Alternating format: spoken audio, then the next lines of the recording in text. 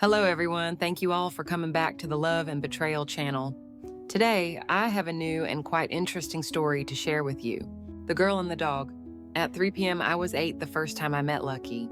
It was raining that day, one of those soft, stubborn rains that soaked through your socks and made your backpack heavier with every step. I stood under the broken bus stop roof in front of the school, hugging my books, trying not to cry. My mom was late again. That's when I saw him. A small, scruffy dog with one floppy ear and fur the color of toast. He sat just outside the gate, completely dry under the awning of the guard booth, tail flicking rhythmically against the ground. His eyes found mine. Not pitiful, not curious, just kind. He didn't bark, didn't beg for food, just looked at me, then gently patted over, sitting exactly 1 foot away as if he knew I needed space, but not loneliness. I don't remember what came first, me sitting down beside him or him nudging my arm with his nose. All I know is that by the time my mom's car finally pulled up, I wasn't crying anymore. He became a fixture after that. Every day at 3 p.m. he'd be there, waiting for no one in particular. But somehow, for all of us, we called him Lucky. No one knew where he came from or who he belonged to. Some said he was the old principal's dog, still waiting even after she moved away. Others whispered he'd once saved a child from a car and the school let him stay as a silent guardian. But to me, he was mine. I started bringing him snacks, scraps from lunch, crusts of peanut butter sandwiches. He never begged, but his eyes lit up when I pulled out foil. He'd wag his tail and sit like a gentleman, always waiting until I gave permission. And when I talked to him about spelling tests, mean classmates, the scary things I saw at home he could never understand, he listened. Like he did understand. Like he knew things the grown-ups didn't. One day I hugged him goodbye. Just a quick squeeze around his neck before hopping into the car. And my mom laughed. "Careful, May. That dog might follow you home." I looked back at Lucky through the car window. He didn't try to follow. He just watched, like always, like he was making sure I got home safe. As I grew older, I stopped needing to be picked up, walked home with friends, then backed, then stopped looking back at the gate. But Lucky was always there. Different kids fed him now. He got a little grayer, a little slower, but he never missed a day. When I turned 16, I got my first job after school. No more 3 p.m. No more walks past the gate. But once in a while, on rare sunny Fridays, I'd bike by on my way home. And there he was, sitting in the same spot, waiting, still. Senior year, we all graduated. Tears, hugs, promises to keep in touch that we all knew we wouldn't keep. And I stood at the edge of the school steps, looking out at the gate one last time. Lucky was there, watching us. The same way he had watched every class for the last decade. I walked up to him. Kneeling down, I wrapped my arms around his neck. He leaned into me gently. "You're not waiting for me anymore, are you?" I whispered. He didn't answer, just blinked, then licked my cheek. I left that summer. College, new city, new life. Time moved fast, but sometimes, when the world got too loud, when adult life felt like too much, I'd think about that quiet little dog at the school gate, about the way he never missed a day, about the way he made every kid feel like they mattered. And I'd wonder, was he still there 10 years? That's how long it had been since I last walked past the school gate. Since Lucky. Since peanut butter sandwiches and homework and waiting for rides that never came on time. Life had happened loud and fast.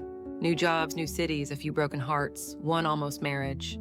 But through it all, the memory of Lucky lingered like the smell of chalk dust and rain, always there, tucked between thoughts I never spoke out loud. It wasn't until my high school best friend Lana invited me to her baby shower in our hometown that I decided to go back. I hadn't stepped foot there since graduation. Hadn't wanted to. Too many ghosts in the pavement, too many echoes in the hallways. But something pulled me this time, and as I drove into town, past old signs and sleepy streets, I found my hands turning the wheel without thinking, toward the school. The gate looked smaller. Funny how that always happens. What once seemed towering and grand now looked like it belonged to a storybook. The paint was peeling, the guard booth was gone, the bus stop had been replaced with a modern glass shelter. But one thing hadn't changed: the tree. The big sycamore that stood just inside the gate, and the little patch of earth beside it. I parked across the street, got out, and for a moment, I just stood there, heart racing. Would he still be there? Of course not. It had been 10 years. No dog lives that long, especially one without a proper home. But still, my feet carried me across the road, and I walked to the spot where he used to sit, right there, next to the roots of the tree in the sunniest spot at 3 p.m. The spot was empty. No dog, just silence. Just grass and sunlight and memory. I felt something tighten in my chest. Then I saw it. A small plaque, worn, tilted, half covered by weeds. I knelt down and brushed the dirt away with trembling fingers. The words were simple. Lucky, the dog who waited, the friend who never left. Tears blurred my vision. He was real. He had mattered. Someone had remembered. I didn't realize I was crying until a voice behind me said, "You knew him." I turned. An older woman stood there, holding a leash with a sleepy golden retriever at her feet. I did, I said, wiping my eyes, "a long time ago." She nodded, smiling. He was everyone's, but mostly he was his own. Never let anyone take him in, not really. But he was always here, rain or shine, 3 o'clock sharp. I laughed softly through the tears. "Yeah, that sounds like him." She looked down at the plaque. "They buried him right there 5 years ago."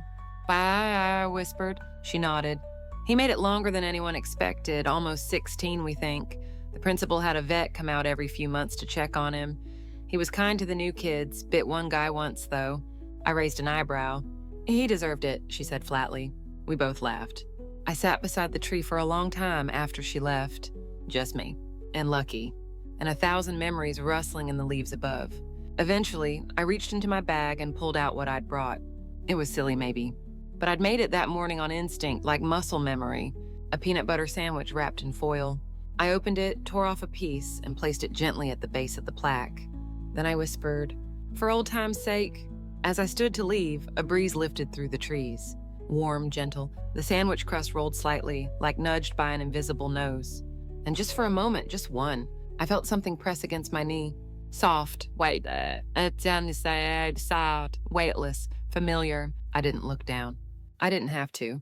I just smiled, eyes full of tears, and whispered, "I missed you too." I returned to the city with something new in my chest. Not heavy like grief, not light like joy, something in between. Like carrying the warmth of an old blanket on your shoulders, one that still smells faintly of childhood, of sunshine, of fur. Lucky was gone, but he'd been real. He had waited. Yeah, he had loved. He had been remembered. That plaque under the tree, that silent corner of grass, was enough for me. Or so I thought. 2 weeks later, I was at the animal shelter. No grand reason. I wasn't looking for a pet. Honestly, I was dropping off some blankets left over from a move, thinking they could use them. But as I turned to leave, I passed by the first kennel on the left and froze. There he was. Not Lucky, not exactly. But he had the same eyes, the same toast-colored fur, the same floppy ear that never quite stood up.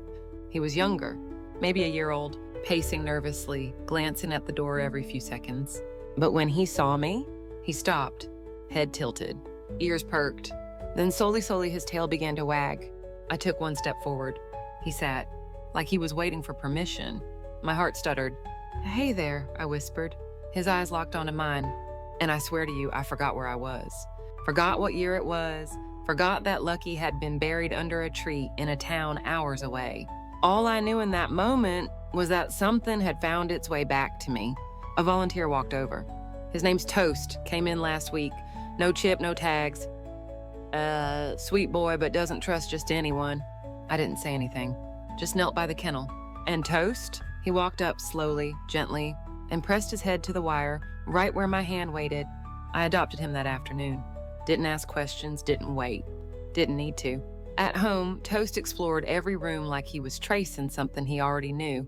He slept curled by the door the first night, then moved to the foot of the bed, then finally, 3 nights in, he crawled up and rested his head on my chest, right where Lucky used to.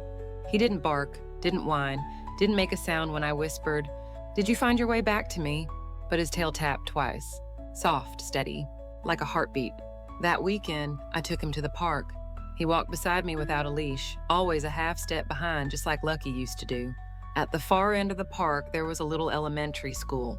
Kids poured out the doors, shouting and laughing and running. Toast sat down at the gate and watched them. Eyes calm, tail still. I knelt beside him. "You remember this feeling, don't you?" He didn't answer. But I swear I saw something in his gaze. Recognition, memory, love. That night, I pulled out the journal I hadn't written in since college. I flipped to a blank page and wrote, maybe it's not him, maybe it's just a coincidence, but when I look in his eyes, I feel 12 again. I feel safe. I feel seen. Whether he's lucky or just the echo of him, he found me. And this time, I'll be the one who stays. It started with a dream. I was 12 again. Rain on the pavement, books too heavy for my backpack, tears pricking behind my eyes because no one had come to pick me up. And then a dog, sitting by the gate, warm eyes, floppy ear. He didn't speak, but I heard him anyway. Don't worry, I'll wait with you. I woke up with the ache of that memory pressing on my ribs. Toast was already awake, curled at my feet, watching me. Same as always. That morning I made a decision. We were going back to the school. I didn't know what I was looking for. Closure, comfort, or just a circle completing itself. But as Toast sat quietly in the back seat, nose against the window, it felt right. Like something was calling us home. The school hadn't changed much. Same fading sign, same tree stretching wide over the sidewalk, same gate, now a little rusted around the edges. It was Saturday. The school was closed, empty, still, but it didn't matter. We weren't there for noise. I parked across the street, opened the door. Toast jumped out, landing softly on the pavement, his eyes locked onto the gate. He walked ahead of me, no hesitation, straight to the spot where Lucky once waited, and sat, perfectly still. I joined him. We sat there together, in silence, watching the breeze move through the leaves. I thought about all the kids Lucky had watched go home, all the days he waited, all the moments he stood between a child and loneliness. And now somehow, I was the one sitting in his place. But I wasn't waiting for anyone, at least not at first. About 20 minutes passed, then a girl walked by, maybe 10, backpack too big for her frame. She slowed when she saw us. Toast wagged his tail once. She smiled. Can I pet him? She asked shyly. Of course. She knelt down. Toast licked her hand, sat patiently. He looks like the dog who used to wait here when I was in 2nd grade. I blinked. You remember Lucky? She nodded. He never let me feel alone. I smiled. Me too. She stood to go, then paused. Are you going to be here again? I hesitated, then said, yeah, I think I will. She grinned, waved, and skipped off down the street. That's how it started. Me and Toast. Saturdays at the gate. Sometimes a kid would stop, sometimes a parent, sometimes no one at all. But Toast always came willingly, sat tall, watched the world, let people feel seen. And every time someone stopped, just for a moment, I saw it. That glimmer in their eye, that little lift in their chest, the remembering. Of Lucky, of being a child, of being safe. One afternoon, an old man approached. He carried a cane, but his stride was steady. He looked at Toast for a long time before saying, that dog saved my grandson once. The kid ran into the street and that mutt pulled him back, just in time. I stared. You mean Lucky? The man nodded. I used to think dogs were just animals. That one proved me wrong. He looked down at Toast. You're not him, but you've got his eyes. That night I sat in bed, Toast beside me, and I whispered, you're not just a reminder of him. You're carrying something, aren't you? Something he left behind. Toast closed his eyes, let out a soft breath, and for a moment, I felt it again. The presence of a dog who never stopped watching the gate, who never stopped loving us even after he was gone. I picked up the journal and wrote, some dogs wait because they're loyal. Others wait because they know what it's like to be alone. But the rarest ones, they wait because they believe we'll come back. And when we do, they teach us how to stay. ChatGPT said, Toing a day ken you, chum ta tip tuk voi fin num trung series cam dong. He waited at the school gate long after I graduated, voy to a day. Part 5, the children who remembered. At first, it was just a few. A passing smile, a second glance, a shy wave from across the street. But the more Saturdays Toast and I returned to the school gate, the more people stopped. And not just kids. Grown-ups, people like me. People who had once sat on that curb, shoes soaked from puddles, lunch boxes half empty, hearts a little heavier than they should have been at 8 years old. And they all remembered the same thing. The dog.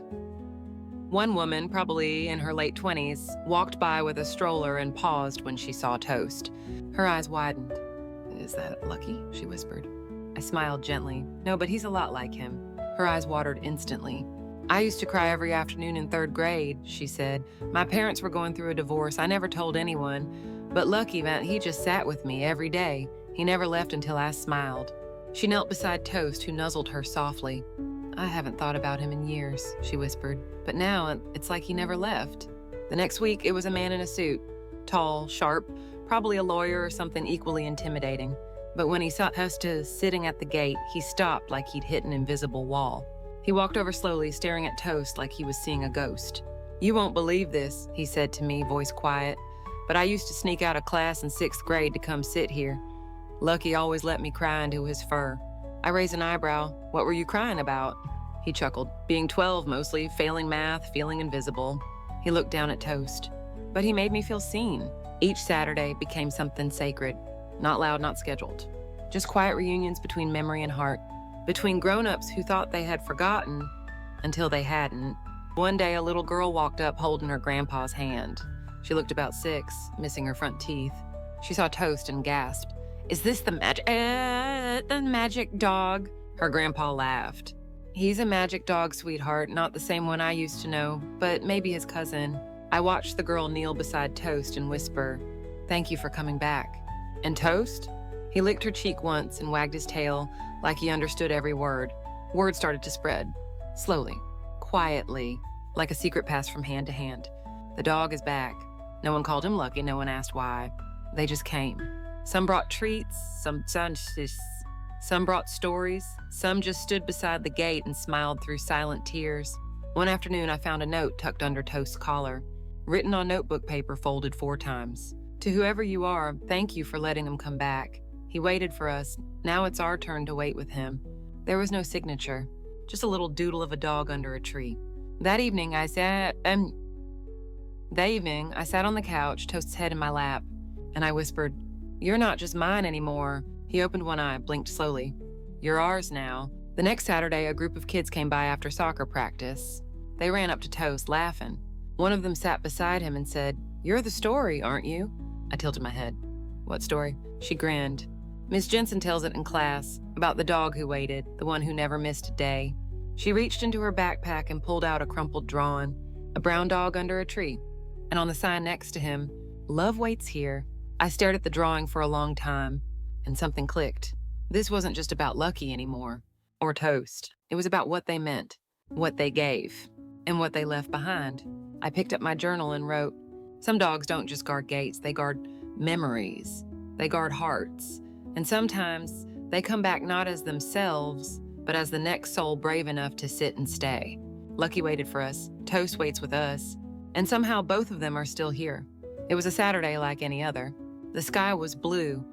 The breeze was soft. The school gate, as always, stood waiting under the shade of the old sycamore tree. But something was wrong. Toast wasn't there. At first, I thought I'd simply woken up late. I checked the clock, 8 a.m. Plenty of time. He usually beat me to the door, leash in mouth, tail wagging like he'd been counting the minutes since sunrise. But that morning, the hallway was quiet. No pause, no jingling collar, no eager eyes watching my every move. I walked to the living room, heart beginning to thump louder than it should. He was there, curled up on the rug. Still, too still. Toast, I called softly, kneeling beside him. His ears twitched, he opened his eyes. But he didn't lift his head, didn't try to stand. I placed my hand gently on his side. His breathing was shallow, slow. I scooped him into my arms, whispering soothing words I barely believed myself. I got you, it's okay, we're okay. The vet's office answered on the second ring. Emergency, I said. He's breathing, but he's weak. I don't know what's wrong. They told me to come in immediately. The drive was quiet. Toast lay in the passenger seat, head resting against my palm. He didn't make a sound, didn't move, but his eyes stayed on me, like they always had. The vet moved fast. Tests, blood work, x-rays. They placed him on a soft blanket in a quiet room while I sat nearby, hands shaking. I felt like I was back in that hospital bed 10 years ago. Only this time, I wasn't the one with a failing body. The vet came in after what felt like hours. She sat beside me, looked at me with that soft kind of sadness you only ever see in people who've had to deliver this news too many times. It's his heart, she said. Her voice was gentle, but firm. An underlying defect, likely congenital, it's been compensated for a long time, but now it's catching up to him. I swallowed hard. What do we do? She gave a small smile. We can help him rest. We can give him comfort, maybe even a few more weeks, but May, you need to be prepared." I nodded, tears slipping before I could stop them. "I just got him." She touched my shoulder. "I know." Back home, Toast lay curled in his bed. I lay beside him on the floor. Told him everything I hadn't said out loud. "You don't have to wait anymore, okay? You did your part. You gave them someone to come back to, Sene. You gave me someone to believe in again." He blinked slowly, pressed his head against my hand. That Saturday, I sat at the school gate alone. No leash in hand, no paws beside me. Just me. And memory. People still came. A little girl with cookies, a boy with a hand-drawn picture, a woman who brought a flower for the plaque under the tree. They all looked around, confused. "Where's the dog?" one of them asked. I smiled through the lump in my throat. "He's resting today." They nodded, like they understood more than I expected them to. Like maybe, just maybe, they'd all seen something like this before. As the sun began to set, I looked up at the tree and whispered, "He waited for us every week. Now it's our turn to wait for him, however long it takes." That night I wrote in my journal, "There is a silence that only dogs leave behind. It's in the way the air feels thicker, the way you listen harder, the way you expect the sound of pause, even when you know they're not coming." Toast didn't come today, but his absence was still filled with love. The morning was quieter than usual. No birdsong, no traffic hum. Even the sun peeked through the clouds like it was holding its breath. Toast hadn't moved much in days. The vet had said it would happen gradually, that his body would start to slow, like a sunset melting into night. But that morning, something changed. Not his body. His eyes. They were awake. Clear. Certain. I sat beside him on the rug, heart pounding. He looked up at me. And then, for the first time in almost a week, he stood, unsteady, wobbly, but standing. My breath caught. "Toast, what are you doing?" He didn't answer. Just took one slow step toward the door. I understood before I could think. I grabbed his leash gently, clipped it on, and whispered, "Okay, boy, let's go." We walked slowly. Each step a memory. The hallway where he'd first chased his squeaky toy, the kitchen corner where he used to wait for snacks, the front door where he greeted the mailman like an old friend. And then outside. The sidewalk. The world. The school wasn't far, a 10-minute walk on a normal day. That day, it took nearly 30. Toast walked with determination.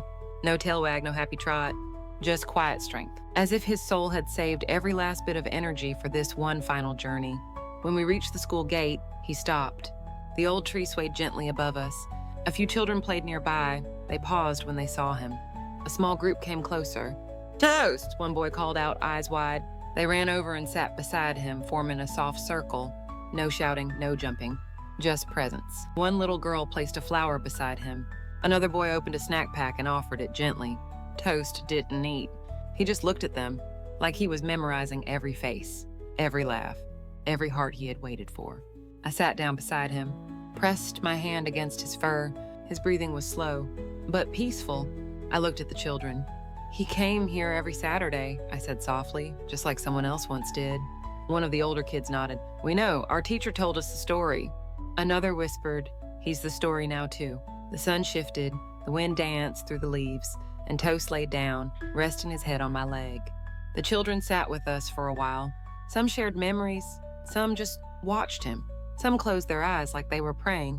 And then he let out a deep, steady breath, the kind that feels like release, like goodbye. I stroked his head and whispered, "Thank you for coming back. Thank you for waiting. You did everything, and more." He didn't move again. No sound came. No sub. Just stillness and love. So much love. One of the kids asked quietly, "Is he?" I nodded. He waited long enough. That evening, I buried him under the tree, beside the plaque that said lucky. I placed a second one beside it, smaller, but just as full of meaning. Toast, the one who returned, the one who remembered, the one who waited with us. I didn't write in the journal that night. I just sat in silence, hand over my chest, heart full and breaking all at once. But the next morning, as I passed the school on my way to nowhere in particular, I saw something. A child, sitting at the gate. Beside her, a new dog. Young, clumsy, brown and white, big ears. The girl looked up at me and said, "He just showed up today. I think he's waiting." And ChatGPT said, "Thôi, ngay liền, can you? Hành trình kỳ diệu này xứng đáng có một kết thúc thật đẹp." xúc động, nhẹ nhàng và đầy hy vọng. Chúng ta cùng khép lại series He Waited at the School Gate Long After I Graduated Voy. Part 8, The Dog Who Taught Us How to Wait. The new dog came every Saturday. No one brought him. No one knew where he slept at night. But somehow, like Lucky, like Toast, he was just there, waiting. He didn't look like either of them. He was bigger, spotted like a cow, and his ears stuck out sideways like tiny wings. But he had that same stillness, that same watchfulness, that quiet patience that made even the busiest parents stop and smile as they passed. The children named him Patch. They fed him snacks, drew pictures of him during recess, and slowly, without anyone planning it, he became part of the story. At first, I visited every now and then, just to watch, to sit quietly under the tree with my hand over the soil where Toast and Lucky rested. But one day, a little boy turned to me and asked, "Were you one of them?" I blinked. One of what?" He pointed to the plaques, to the kids they waited for. And I realized he didn't mean Lucky or Toast. He meant all of us who'd ever sat alone, who'd ever been forgotten after school, who'd ever needed someone to sit with us in the rain without asking why we were crying. We were all the kids they waited for, and now we were the ones passing the story on. The school put up a small sign by the tree. Simple words, no name. This is a place where dogs wait for children and where children learn how to love. Years passed. I got older. So did the kids. But Patch stayed, until one day he didn't. There was no grand goodbye. Just his leash left hanging on the gate one morning, a small note tied to it. "Thank you for waiting, the one who needed it most." That spring, a new pup showed up, brown with a white tail tip. He barked too loud and ran in crooked circles, but he waited. Every Saturday. Same time, same place, and the tradition continued. The world moved on, as it always does. Phones got smarter, buildings got taller, children got more distracted, but the gate stayed, the tree stayed, and always a dog stayed. When I was old and gray, I visited one last time. A cane in one hand, a photo of Toast in my pocket, and there they were, children, dogs, love, waiting. A little girl ran up to me. "Do you know the story?" she asked. I smiled. "I lived it." She gasped. "You're the lady in the journal, the one who sat with Lucky." I chuckled softly. "Yes, and Toast, and maybe even Patch." She looked back at the new dog, a floppy-eared pup chasing butterflies. "What about him?" I bent down and whispered. "He's waiting, just like the ones before him, and maybe one day you'll be the one who waits too." She didn't fully understand, but one day she would. Because once you've been loved by a dog who waits for you, you never forget. That night, I opened my journal for the last time, hands shaky, heart full, and wrote, "It was never about the dog. It was always about what the dog taught us. To sit quietly with someone when they're hurting, to come back even when the world forgets.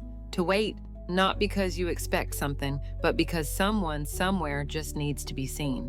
Lucky waited, Toast returned, Patch continued. And now it's your turn to wait, to love, to believe. The story never ends because love never leaves. The end.